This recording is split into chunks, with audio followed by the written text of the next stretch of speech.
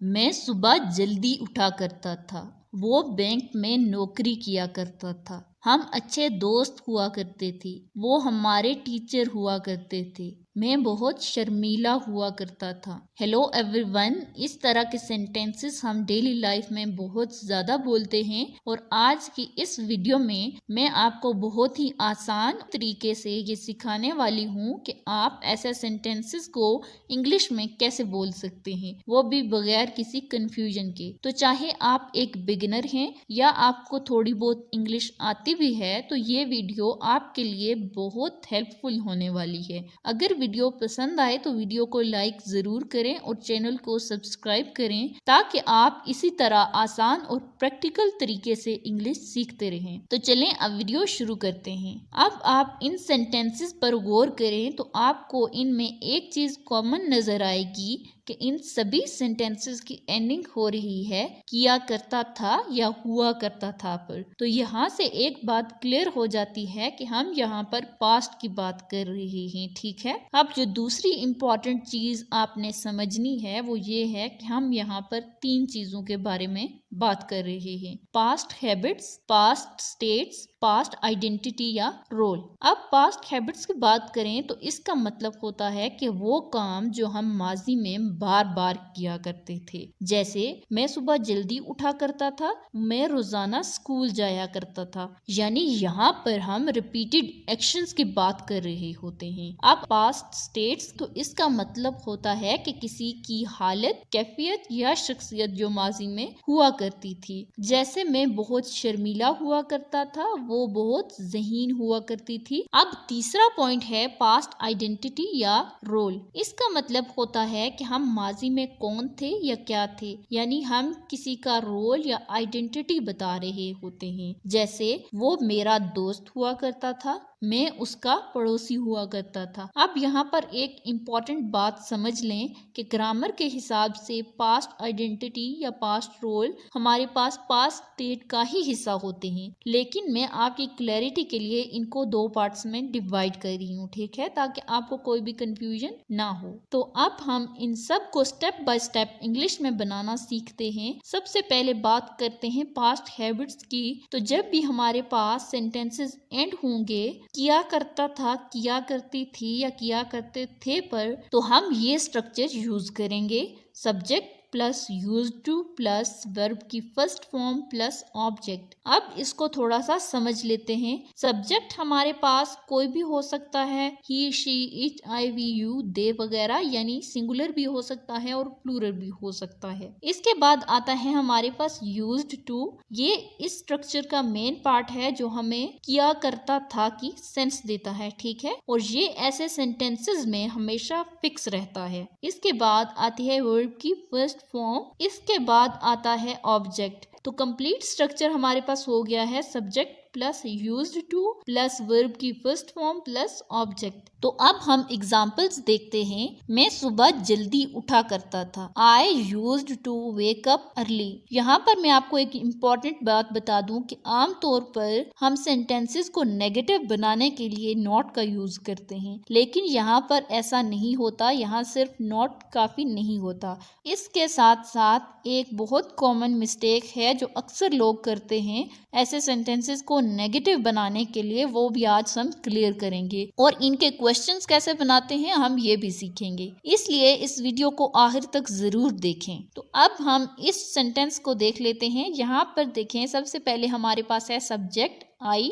उसके बाद हमने स्ट्रक्चर के अकॉर्डिंग यूज टू लगा दिया है क्योंकि ये यहाँ पर इस तरह के सेंटेंसेस में फिक्स रहता है, और इसके बाद हमने वर्ब की फर्स्ट फॉर्म लगा दिया है वेक अप। तो हमारा सेंटेंस कंप्लीट हो गया है, I used to wake up early. एक और एग्जांपल देखें, वो बैंक में नौकरी किया करता था, he used to work in a bank, he used to work in a bank. वो मुझे रोजाना कॉल किया करती थी, she used to call me daily, she used to call me daily. तो अब हम सेकंड और थर्ड पॉइंट की तरफ आते हैं।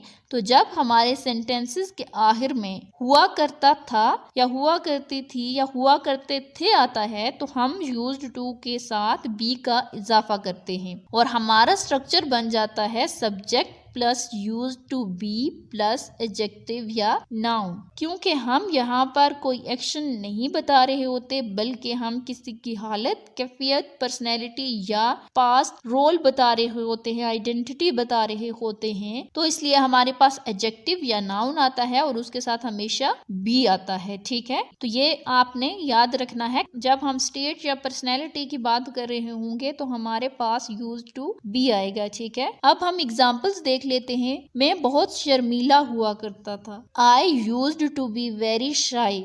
I used to be very shy।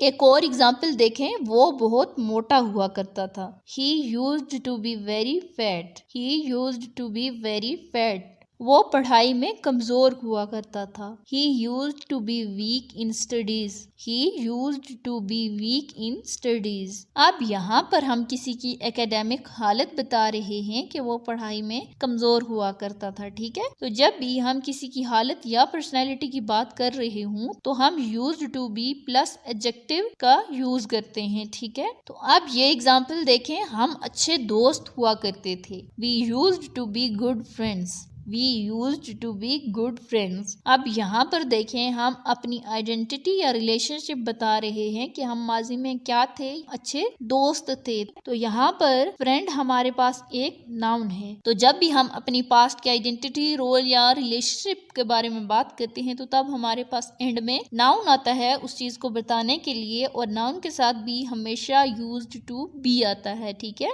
एक और एग्जाम्पल देखें, वो हमारे टीचर हुआ करते थे। He used to be our teacher। He used to be our teacher। एक और एग्जाम्पल देखें, मैं उसका पड़ोसी हुआ करता था। I used to be his neighbor। I used to be his neighbor। मुझे उम्मीद है कि आपने ये कंसेप्ट अच्छी तरह से समझ लिया होगा और अब आप खुद ऐसे सेंटेंसेस बना लेंगी। तो अब सीखते हैं कि इन सेंटेंसेस को नेगेटिव कैसे बनाते हैं। तो उसके लिए स्ट्रक्चर देखें, subject plus did not, use to plus verb की फर्स्ट फॉर्म प्लस ऑब्जेक्ट। तो अब देखें, जब हम ऐसे सेंटेंसेस को नेगेटिव बनाते हैं तो डिड नॉट का यूज करते हैं और इसके बाद यूज्ड हमारे पास बेस फॉर्म में आ जाता है यूज। ठीक है, तो फिर यहाँ पर नेगेटिव सेंटेंसेस बनाने के लिए डिड नॉट यूज टू आ जाता है, क्योंकि जब हमारे पास सेंटेंस में डिड आता है तो उसके बाद वर्ब की हमेशा बेस फॉर्म आती है। ठीक है, अब यहाँ पर एक एग्जाम्पल देखें, मैं क्रिकेट नहीं खेला करता था। I did not used to play cricket। I did not used to play cricket। यहाँ पर बहुत सारे लोग ये मिस्टेक करते हैं कि यहाँ पर नेगेटिव सेंटेंसेस बनाते वक्त भी used to का यूज करते हैं, मगर यहाँ पर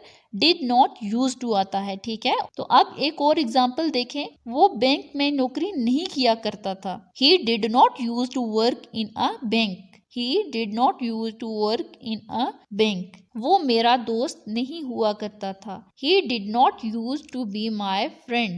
He did not used to be my friend। तो अब इन सेंटेंसेस को क्वेश्चन बनाने के लिए जो पैटर्न हम यूज करते हैं उसे देख लेते हैं। तो हमारे पास क्वेश्चन बनाने के लिए स्ट्रक्चर होता है did plus subject plus use to plus verb की first form plus object, did plus subject plus use to be plus adjective या नाउन। तो देखें, जब हम अपने बारे में बात करते हैं या अपने पर्सपेक्टिव से बात करते हैं तो हम यूजुअली पॉजिटिव और नेगेटिव सेंटेंसेस बोलते हैं, मगर जब हमें किसी से कुछ पूछना हो या किसी के बारे में जानना हो तो हम सवाल करते हैं, और यही वजह है कि क्वेश्चन बनाना सीखना भी बहुत जरूरी है। अब हम एग्जाम्पल देखते हैं, क्या वो मेहनत किया करता था। Did he use to work hard. आप देखें, सबसे पहले यहाँ पे आ रहा है डिड, फिर हमारा सब्जेक्ट है यहाँ पर ही, उसके बाद हमने स्ट्रक्चर के अकॉर्डिंग यूज टू लगाया और फिर हमने वर्ब लगा दी। तो हमारे पास ये सेंटेंस कंप्लीट हो गया है कि did he use to work hard. तो अगर हम लिख रहे हैं तो हमारे पास यहाँ पे एंड में हम क्वेश्चन मार्क डालते हैं। ठीक है, एक और एग्जाम्पल देखें, क्या वो बैंक में नौकरी किया करता था। Did he use to work in a bank. Did he used to work in a bank? क्या वो जज्बाती हुआ करती थी। Did she used to be emotional? Did she used to be emotional? अब तक हमने काफ़ी सेंटेंसेस को प्रैक्टिस कर लिया है और मुझे उम्मीद है कि अब आपको ये कंसेप्ट अच्छी तरह से समझ आ गया होगा और अब आप ऐसे सेंटेंसेस को आसानी से बना सकते हैं। अब आपकी फाइनल प्रैक्टिस के लिए मैं आपको एक सेंटेंस दे रही हूँ जो कि है वो इंग्लिश बोला करते थे। इसकी इंग्लिश आपने कमेंट में बतानी है और साथ ही इसको नेगेटिव और क्वेश्चन दोनों में कन्वर्ट भी करना है। अपने आंसर को जरूर कमेंट करें, मैं आपके आंसर को चेक भी करूंगी। तो मिलते हैं अगली वीडियो में, तब तक के लिए प्रैक्टिस करते रहें और अपनी इंग्लिश को स्ट्रॉन्ग बनाते रहें।